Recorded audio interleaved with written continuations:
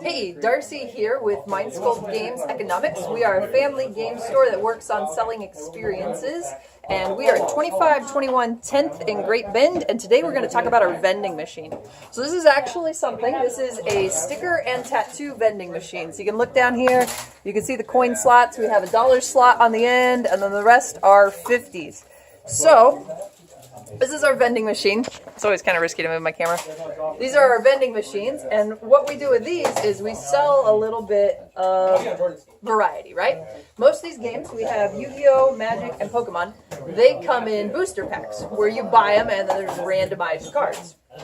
Well, these are still, fairly randomized cards, but we've distilled it down to 50 cents. So you put 50 cents in here, you push it in the magic slot, you pull it out, and then you would get usually 2 rares. No guarantee on that. Sometimes there's foils, sometimes there's other things, sometimes there's a better rare in there, and then it'll only be 1. But you pull it in, and you push it out, and for 50 cents you get a top loader and 2 rares, which is a pretty good deal. Now, why is that selling experiences and not just selling product? Well, that's because you get a fresh look at cards that have crossed the ages. You get a fresh look at cards that might start your next deck. And you do it for 50 cents. It's a really low-risk item. Now, kids love this Pokemon one right here, right? For 50 cents, you can put it in, you can get 2 Pokemon rares, you can get a holofoil Pokemon, you can get 3 holofoil Pokemons that aren't rares. But that holofoil Pokemon rare for 50 cents, that feels pretty good. There was a kid that put in 50 cents the other day. He likes Pokemon, he doesn't exactly play the game. He pulls it out and he says, wow, I got one, a basic with 120 hit points. And look, this one's got 140 hit points. And it was a stage 2. But this is a really low risk, low cost experience. Now, it's not just a product, right? It's an experience of randomization, of new opportunities, of, this is such a low barrier that I get to see what we're doing here. Now, this one over here is our dollar magic section, and we just filled this all the way. We put a trial run in there of about this many, which is probably about 40 or so, and now we've refilled it for the full. So I'm going to show you what's in this one.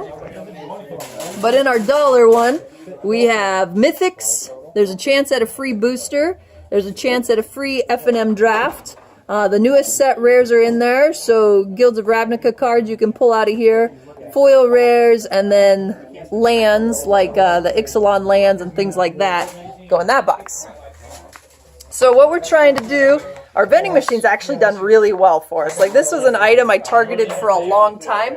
It probably took me 3 months of knowing I wanted one of these before I found it in Great Bend. Because shipping's a thing. If I would have had this shipped, I would have had to pay like 150 bucks just to ship it, and I paid less than that for the machine. And that's the other thing that helps us is shipping. If you were to pay 50 cents for something, what, 48 of that cents, whatever is in a forever stamp would be eaten just by the stamp, plus the top loader, plus the envelope. This is shipping resistance. The cost is low enough that an envelope and a stamp don't replace it. Now you can tell we're still kind of in the beta stage because, we have a handwritten card up here. We don't have a lot of information down here. We're still testing it out. But what I will say is this vending machine, it paid for its cost in the first couple of weeks. Now we do have a formula. We have a Google sheet. I love sheets. I love Excel, right? And we have a sheet that tells us how much value we can put in and still make a gain. So this increases our sales volume quite a bit. We empty our quarters pretty regularly. But not only does it increase our sales volume, it lets us move things that traditionally are kind of hard to move. So before we had this vending machine, we had a big box of like 4,000 magic rares. And they were $1 a piece, which now you get them 2 for 50 cents. So there's this trade-off. You're actually getting more product for less price, but there's the randomization factor. But actually our sell-through rate is better here than it was with our big bulk box of magic rares. And the truth is we still have 5 binders back there that are dollar rares. And the frequency of people looking through them and taking the time to look through them is actually pretty low. But here, I take my quarters out of my pocket, I stick them in, I push it in, I pull it out, and in 5 seconds I have an experience. I have new cards, I have a new opportunity opening, whether that's a possible new deck or seeing a new Pokemon or having some secret rare Yu-Gi-Oh card. Like shinies, people like the experience of pulling a shiny, especially at a low cost. So there's rares in every one of those. There's foils in every one of those. Well, in each of the 4 things. I'm not going to guarantee that every pull has a rare or a foil. Rare foils are in there pretty often. But all 3 of the card games we stock in there, we make sure we have foils because that shiny experience is good. We make sure we have good playable rares in there. We have the newest set rares. But what it really is, it's a golden opportunity for us to increase our sell-through rate, to sell in a market that's hard to ship with because the stamp would eat up that price range. If you wanted to get a rare at that type of price, you'd probably have to buy thousands to make it work, or you'd have to know you're getting like an absolute junky card that you don't want. So the lottery ticket style of this helps out too. Now I'm going to show you another setup that we have. And over here, we actually got this vending machine from the same people. And this I'm still working on using, but these are beaver vending machines. They take acorns. Let's see if I can set up my camera up here. Nope, not there. How about right here? My camera is my phone, and it sits on little spider legs that let me adjust it. And I'm trying to get that to work. So we're pretty good. But these, when I bought this, I didn't know if I could exactly use it. We had the square footage to spare though, so I thought I'd try it out. This might be one of the things that in the future moves out of our store, or maybe we'll get better at stocking it. This one actually has a lot slower turn rate than the other one, and it's even right by one of our doors. Whew, killing the camera there, sorry. It's by one of our doors. So we would expect that the foot traffic of this one is actually pretty good, but I just want to show you, like, this is our table space over here, and then our counter, and that vending machine's placement. That demo table is actually where my camera was standing, so it's not always there. But that placement is really high foot traffic for us. Now this high foot traffic is good too, but we haven't had as many hits. And you'll see that I still haven't decided what I'm going to put in these two. So we have, let's see, right here, this is a 75-cent turn machine, and in here we have dice. And in this one we have dice that you can only find right here. And this you can have dice, but you can get 1 or 2 for 75 cents. We sell dice for $1 a piece out of the fish tank. So there's the chance of increased value, plus it's minus a quarter for the randomization. So this seems pretty fair. We've done okay with the dice. I'd actually like to find maybe different formulas, different sizes, but we use 1-inch acorns in there, and then calculating out the acorns. Acorns are actually kind of expensive, so we try to get people to recycle them so we can reuse them. And then in here, we're probably going to put some hero clicks, little superhero figurines in there. And maybe people will want them for the game, but it's a real easy way to give a gift to a kid or something that you get the hero clicks for under $1. And then down here we have Double Bubble, which my children love. My daughter now calls our shop the gumball shop. We have a blank one, which I think I might fill with bouncy balls, but I haven't fully decided. And then over here we got the runts. So we're trying this vending machine appeal, but the out on that is that I know that I can sell it for more than I bought it. So it was a pretty safe buy whether or not it actually worked as a fixture in our store, because I have an eBay account, right? And I can sell that sucker. So that's pretty safe.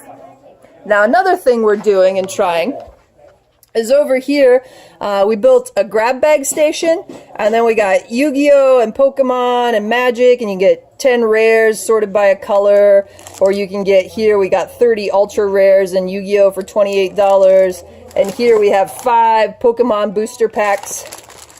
So what we're trying to do is just give people more options, but also optimize the use of our foot traffic.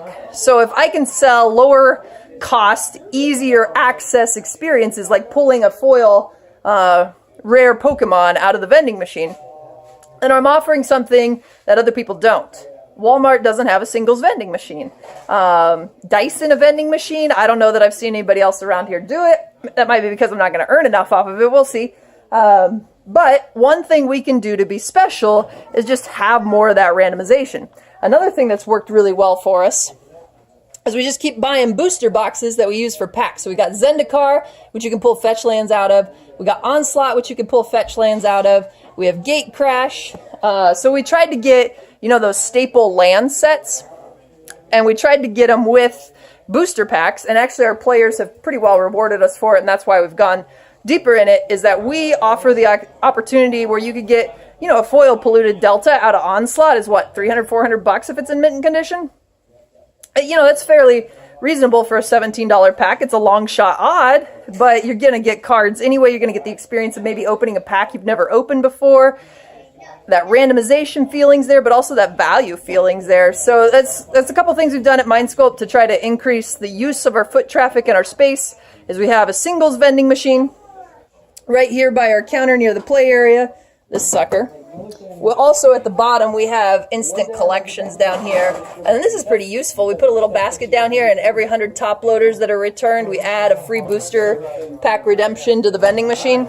So we're encouraging recycling. Like every time we have the vending machine, we try to be green as much as we can.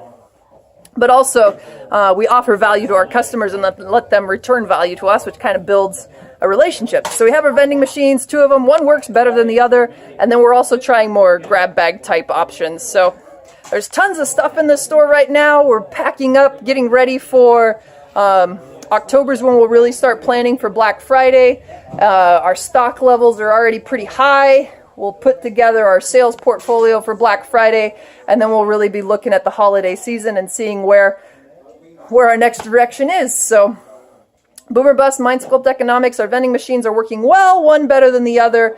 Our grab bags hopefully will work pretty well. I think they'll be an easy choice, like if a grandparent or a parent or an aunt comes shopping for a kid, it's really easy to grab those grab bags. It doesn't take much decision-making process because of the randomization. So you just grab one and you go. Very easy gift. So hopefully that pays off in the season. We'll see. Things are good. Our play space is full right now. And Guilds of Ravnica release really made our month pretty good last month. Pre-release. That's where we could sell our booster boxes. And the engines seem like a go. We're just trying to every day figure out smarter ways to use our foot space, foot traffic, to use our floor space is what I meant. And then just try to find a way to build relationships, build community through games, and get the word out. So if you can help and share, that's how small business grows. Thanks. Bye.